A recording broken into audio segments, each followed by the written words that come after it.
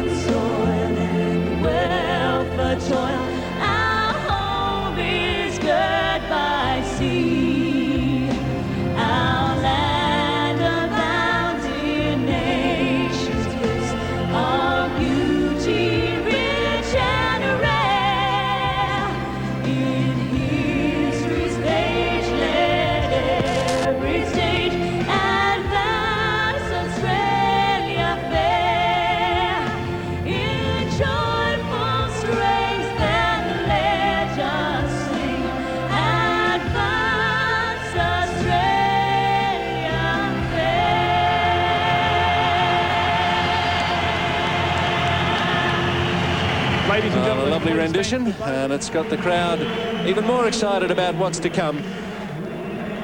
Plenty of South Melbourne scarves here, and a lot of people have made the trip down from Sydney as well.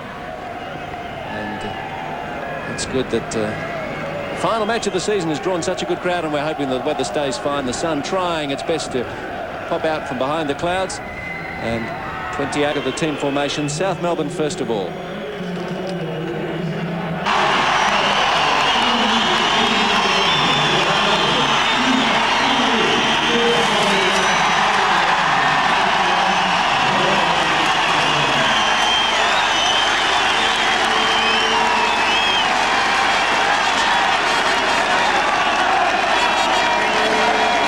Into Casidra and Coveney.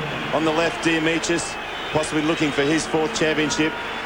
That's the solid back 5, if you like. Clarkson returns, which is great news as well. And he will run all day, regardless of the situation. And let's not forget Paul Trimboli. Prospecting players shaking hands. Many of these lads know each other so well. A real buzz around the ground now, starting to build as Micallef checks with his officials. And there, Peter Bennett has had his head especially emblazoned. He's raising money for Charity, he's close to Crohn's disease, having suffered from it himself, so that's why Peter Bennett looks the way he does today. Stojowski and Day, what can they provide? In the way of excitement, and David Mitchell will be hoping goals. Underway in the grand final for 1999, and Bennett back to Kuprashak and surging forward. South Melbourne looking for an early error. It's not forthcoming.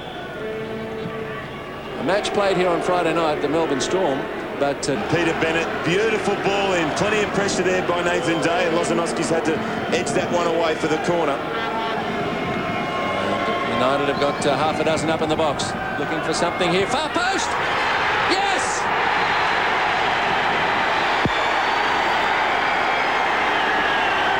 Stojowski, that man again. Well, there are more United fans here than I gave credit for. Look at them now. What a great corner. Found him far post. Petkovic couldn't get that one. It's number 18 for the season. Well, for fear of saying I told you so, they just look to be settling well, and there's not enough height there at the far post. Beautiful ball in. Look at the in-swing on that delivery. And he doesn't miss many from there. Just not enough height and not enough physical presence there by Steve Panopoulos, enabling Stojowski to score another of many goals. Will he score a more important one? We don't know. Given lessons in urgency and commitment here. Oh, that was a heavy knock between Barrett and Panopoulos. And off the ball. Nathan Day has been collected, and this is nasty. Well, the bench getting involved too. There's no need for that. Maybe that'll fire South Melbourne up, because something's got to. Little incident behind play there. No doubt it was a nasty foul and deserved yellow card that David Barrett received, Steve. But Simon Micallef's got his work cut out now. Well, Simon Micallef had his back to the other altercation. He had his eyes only for what was going on. Cool things down. Let's make sure this is a memorable match for the right reasons. It's a good one so far for Sydney United. A goal in the 7th minute to Mile Stojowski. United 21. Underway, second half. Wonder if we'll see a different South Melbourne come out. Pleasure. Ball in, because it's encouraged Gibson to come for it, but it was in traffic, and he was always struggling to keep a hold of that ball. And I think it's Coveney there who's got the first touch. It's come off Pleasure's backside. Coveney again's come in. Peter Bennett for the handball. And it comes nicely back to Mike Gibson there. Lozanowski's dispossessed him. Lozanowski past Bennett. Still Lozanowski. Great run. Corner. Oh, that's Loza at his best. The tables have turned, haven't they? I suggested that Guy Lozanowski would be the danger man and could be the danger man, and right now he is the danger man. His fitness may not be 100%, but he certainly knows how to do the right things at the right time. Now the corner from him. In!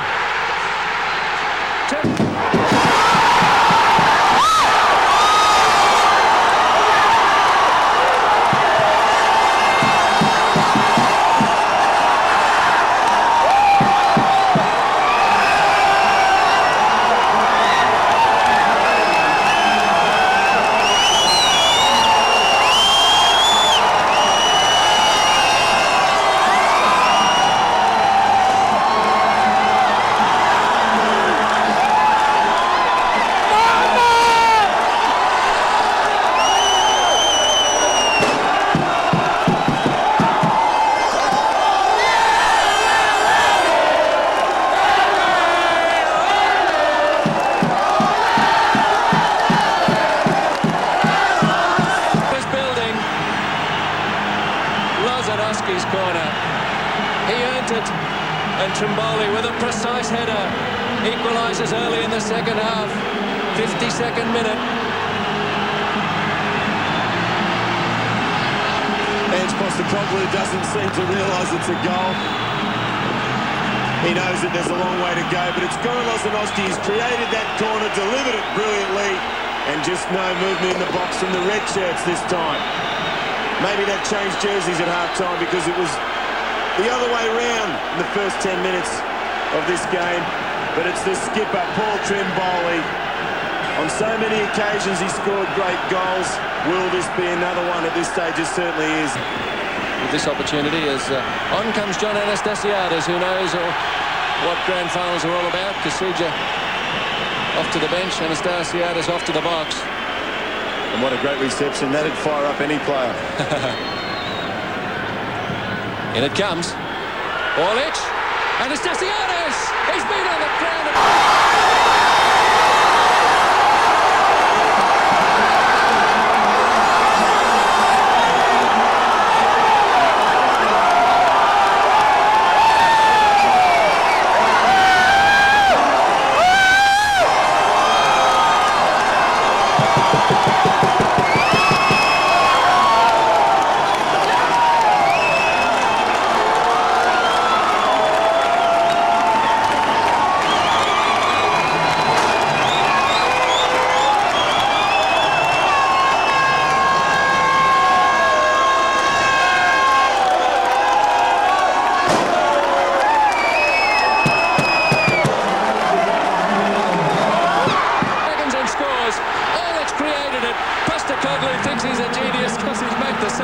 And well, he might be. Is that the winner? A goal in last year's grand final. Has anyone scored more quickly after coming off the bench? Well, Damien Murray scored a world record goal in this country. Doesn't seem so long ago. And that's got to be very, very close to a world record first touch for a substitution in a big game like this. Lozanowski just repeats himself all the time. That is an absolute beautiful cross. Plenty of pressure, all it gets a touch. Brilliant save by Gibson, and you don't miss from there. Lesser players miss those. Lovely delivery. Orlic gets the important touch. Gibson couldn't keep it out at the second attempt, but it's Lozanowski again. Instrumental. Not enough defence there to stop the first touch of the match. What a goal, Steve. Anastasiadis, 7th of the season for him, and it was Sydney United.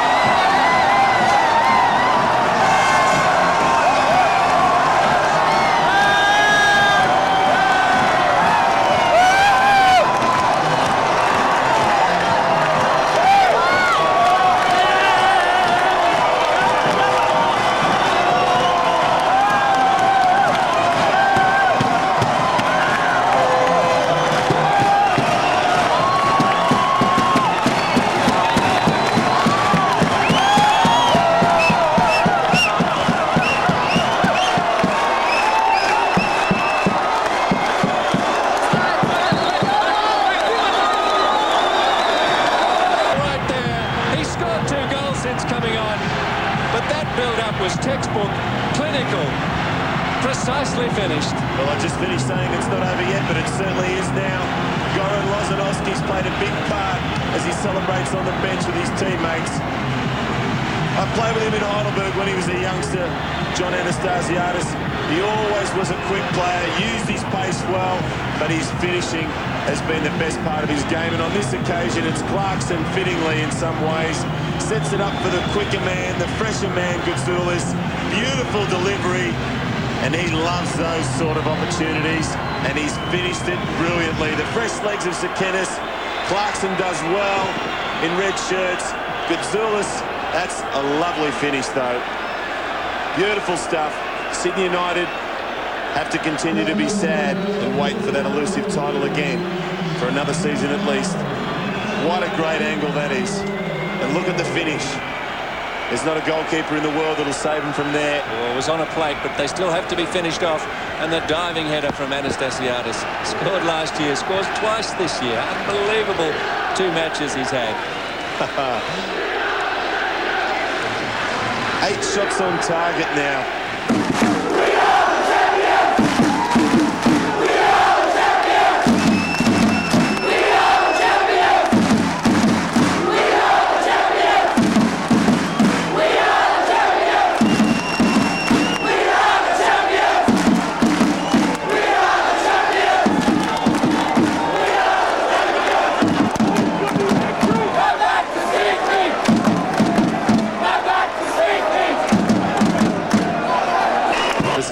keen to get a hat-trick in a grand final. You don't see many of them.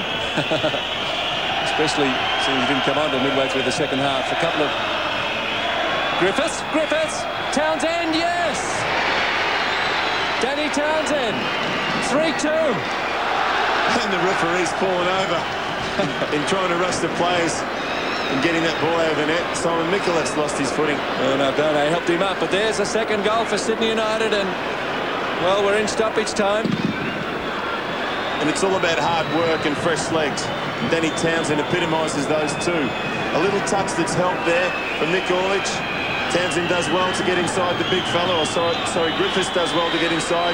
And Townsend too quick with the toes, scoops that one over. So who knows, maybe they can do a Man United, Steve. Well, they've got to do a Man United just to get to sudden death. But the whistles are starting now.